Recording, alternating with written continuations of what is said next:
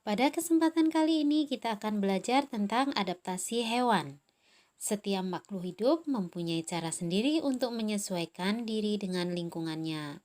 Kemampuan makhluk hidup menyesuaikan diri dengan lingkungannya disebut adaptasi. Nah, tujuan makhluk hidup menyesuaikan diri dengan lingkungannya adalah yang pertama, memperoleh makan. Bagaimana caranya memperoleh makanan? Dan yang kedua adalah melindungi diri dari musuhnya. Pada dasarnya, adaptasi dibagi menjadi tiga. Yang pertama, adaptasi morfologi, yang kedua adaptasi fisiologi, dan yang ketiga adaptasi tingkah laku. Masing-masing jenis adaptasi mempunyai ciri khas masing-masing.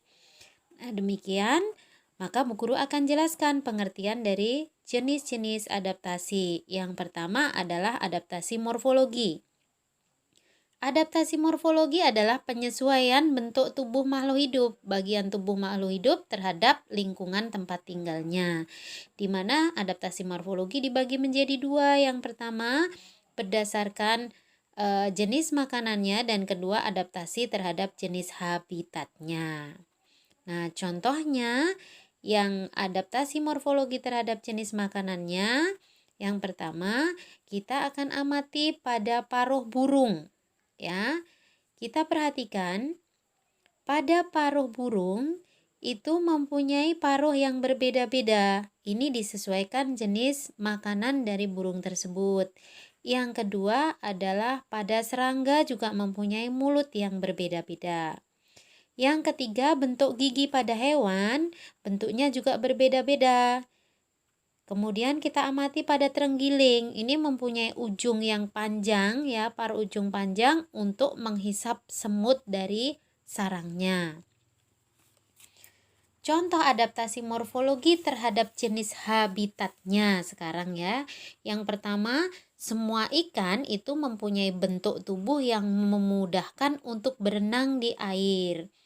Kemudian kita amati pada unta, unta itu mempunyai punuk yang fungsinya untuk menyimpan cadangan makanan. Kaki pada unta juga berbentuk panjang agar tidak terperosok ketika berjalan di padang pasir. Yang ketiga, pada beruang kutub itu mempunyai kaki yang besar dan lebar untuk berjalan di salju. Kemudian, serigala kutub mempunyai rambut yang tebal untuk menjaga suhu tubuhnya. Yang kedua, adaptasi fisiologi. Adaptasi fisiologi ini adaptasi fungsi-fungsi alat-alat tubuh atau fungsi organ-organ dari seluruh tubuh makhluk hidup.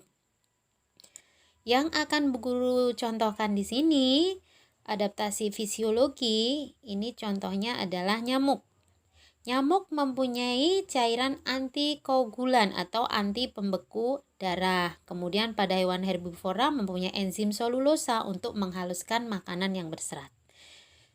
Sedangkan pada burung hantu itu mempunyai penglihatan yang tajam. Kemudian kita amati pada sigung. Nah, sigung ini mempunyai cairan yang bau yang sangat menyengat yang keluar dari duburnya.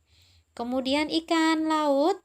Nah, ikan laut ini mempunyai urin yang lebih banyak atau mengeluarkan urin yang lebih banyak daripada ikan di air tawar. Kemudian pada cacing mempunyai kelenjar kapur di sekitar kerongkongannya.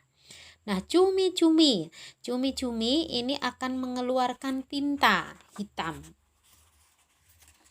Kemudian pada hewan berdarah dingin itu akan mengalami percepatan metabolismenya menurun di tempat yang dingin. Sedangkan hewan yang berdarah panas akan mengalami peningkatan metabolismenya di daerah yang panas. Nah, ini terenggiling mendapatkan air dari metabolisme makanan yang diperolehnya. Yang ketiga, adaptasi tingkah laku. Adaptasi tingkah laku ini adalah adaptasi perbuatan suatu makhluk hidup atau tingkah laku dari hewan.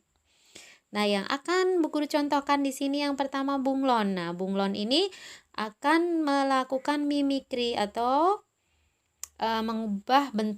mengubah warna kulitnya ya. Yang kedua cicak, ini autotomi atau disebut memutuskan ekornya yang disebut dengan autotomi. Yang ketiga penguin, ini akan hidup bergerombol karena hidupnya penguin di daerah yang dingin. Pada kerbau ini akan mandi di lumpur, di air berlumpur untuk mengurangi panas yang mengenai tubuhnya. Kemudian pada burung-burung tertentu ini akan bermigrasi ke daerah yang lebih hangat jika pada musim dingin. Dan kita amati pada kalajengking ini mempunyai sengat ya, sengat yang sangat beracun. Kemudian pada siput mempunyai cangkang ya, dilindungi oleh cangkang. Kemudian pada ikan paus ini akan muncul ke permukaan untuk bernafas. Yang terakhir adalah rayap. Ini memakan lagi kulitnya untuk mendapat enzim selulosa untuk mencerna pada kayu itu ya. Enzim